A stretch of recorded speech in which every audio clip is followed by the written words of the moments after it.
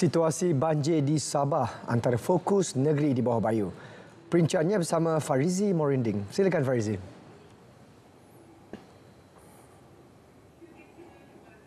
Baik Sahih, jumlah penduduk terjejas banjir yang ditempatkan di Pusat Pemindahan Sementara PPS menyaksikan peningkatan di Membakut, Malakala, Beaufort dan Kinabatangan kekal.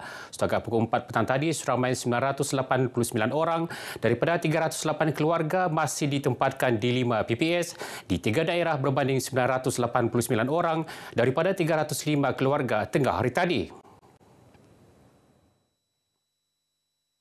Sekretariat Jawatan Kuasa Pengurusan Bencana Negeri Sabah memaklumkan daerah Membakut yang dilanda banjir petang semalam menempatkan 176 orang daripada 60 keluarga di 1 PPS.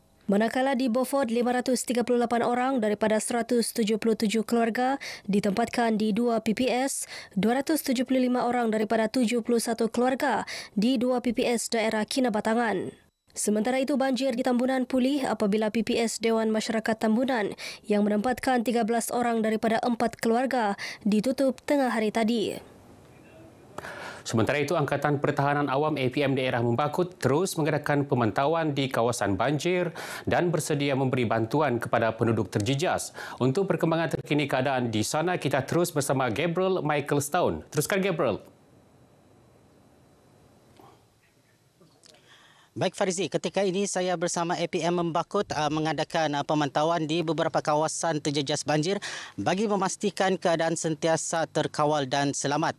Baik, ketika ini bersama saya Pegawai Pertahanan Awam Daerah Beaufort dan Membakut, Kapten Muhammad Hazli Shah Abdul Hamid. Baik Tuan, boleh kongsikan perkembangan banjir ketika ini? Okay, terima kasih. Seperti yang kita sedia maklum, semalam pengerusi JPBD telah pun mengisytiharkan bencana banjir iaitu di daerah Membakut, dan hari ini kita APM meneruskan pemantauan ke kawasan-kawasan yang terjejas banjir lah. Kalau kita lihat tren air ketika ini menurun, walau bagaimanapun terdapat kampung-kampung yang masih terjejas ataupun dinaiki air seperti Kampung Brunei, Kampung Kayai dan lain-lain lagi lah. Dan mengikut bacaan daripada JPS, ketika ini paras air Sungai Membakut adalah 6.33 meter, dan mengikut bacaan tersebut masih lagi dalam paras bahaya, dan pemantauan kita akan lakukan dari masa ke semasa bagi memastikan penduduk-penduduk yang terjejas banjir ini sekiranya perlu dipindahkan, kita akan pindahkan seperti mana yang telah kita lakukan semalam, dan membuat pengoperasian mengeluarkan penduduk-penduduk daripada Baitam, dan sehingga hari ini, setakat hari ini, sebanyak 16 panggilan kecemasan yang kita terima, dan kesemuanya mohon dipindahkanlah. Baik Tuan, bagaimana APM menyelaras operasi pemantauan?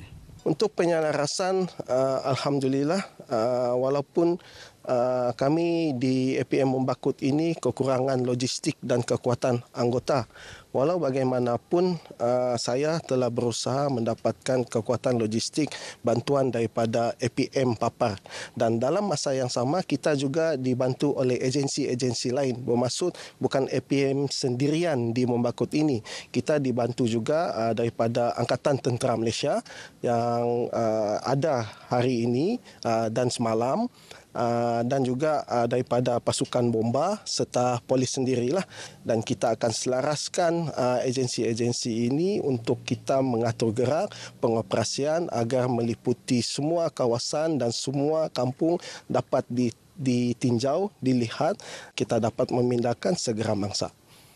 Baik Tuan, terima kasih atas perkongsian tadi. Baik, setakat ini saja perkembangan banjir dari kami. Teruskan bersama kami untuk perkembangan banjir semasa. Kembali bersama Farizi. Terima kasih, Gabriel. Berita seterusnya, Sabah tidak memerlukan garis panduan kepada umat Islam di negeri ini untuk menghadiri sambutan perayaan agama lain. Ketua Menteri Datuk Seri Panglima Haji Jinur berkata, garis panduan tersebut tidak relevan memandangkan masyarakat di negeri ini hidup berbilang kaum. Rakyat di negeri ini hidup harmoni dalam kalangan masyarakat berbilang kaum. itu terpulang kepada kita, akidah kita jaga.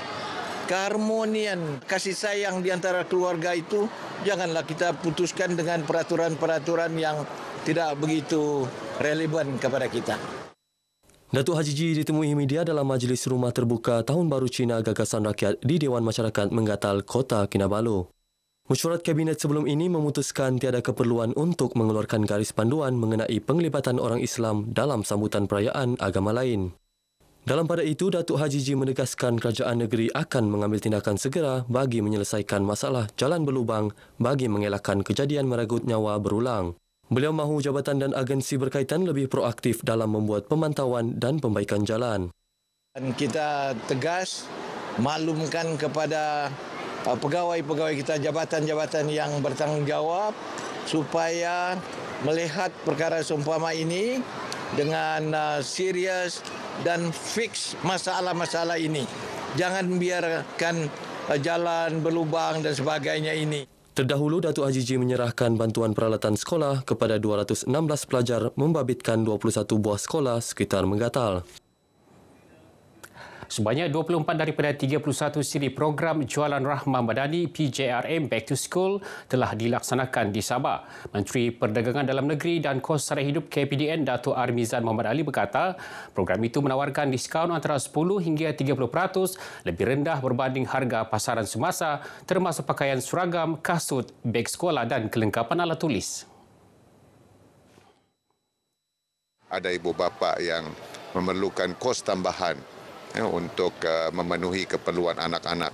Jadi kita formulatekan program PJRM Back to School.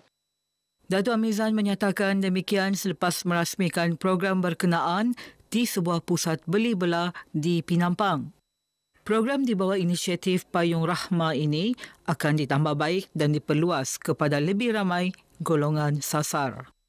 Gembira sebab serba sedikit dapat mengurangkan beban kami lah. Sebab kalau saya ada 4 orang anak, jadi salah satu dari orang tu dapat 1, jadi sikit-sikit kurang saya punya beban. Jadi saya bersyukur sebab dapat membantu saya punya anak-anak lah. Saya ada 4 anak kan, so at least boleh cover lah sikit-sikit. Yang ini darjah 2, saya apply. Itu pun ada orang info betul, jadi apply lah cepat-cepat. Nasib baik tersangkut lah. Thank you lah kepada government lah. Sangat berterima kasih lah. Sangat dengan pihak kerajaan yang sangat prihatin lah untuk persediaan back to school sekarang. Ini kali pertama lah dapat bantuan. Turut berlangsung penyampaian kupon Jom Back to School bernilai RM150 kepada 100 penerima. Wujudan Pusat Kegiatan Kebajikan Masyarakat Bingkor amat bertepatan dalam usaha membantu masyarakat yang memerlukan. Adun Bingkor Datuk Robert Tawi berkata pusat tersebut diwujudkan pada 2023 dan mula beroperasi pada 2024 dengan kerjasama Jabatan Perkhidmatan Kebajikan Am Sabah bahagian Keningau. Datuk Robert menyatakan demikian kepada pemberita sempena program derma darah dan pendaftaran derma organ perdana di Bingkor. Salah satu aktiviti dia adalah untuk membantu. Inilah kita bantu untuk keperluan-keperluan untuk menderma darah dan juga program-program kebajikan seperti orang yang memerlukan bantuan-bantuan pesakit-pesakit, contoh memerlukan keseruda kita bantu. Inilah aktiviti yang akan dibuat oleh Pusat Kegiatan Kebajikan Bingkor ini. Datuk Robert dan juga pembantu Menteri Kerja Raya turut menghadiri program ramah mesra bersama masyarakat setempat sempena sambutan Tahun Baru Cina di Taman Badukan Riverside Resort, Keningau. Baik, sekian perkongsian dari negeri di bawah Bayu. Kembali bersama Sahih untuk banyak perkembangan semasa dalam negara. Dari sungai hingga segara, Palestin pasti merdeka.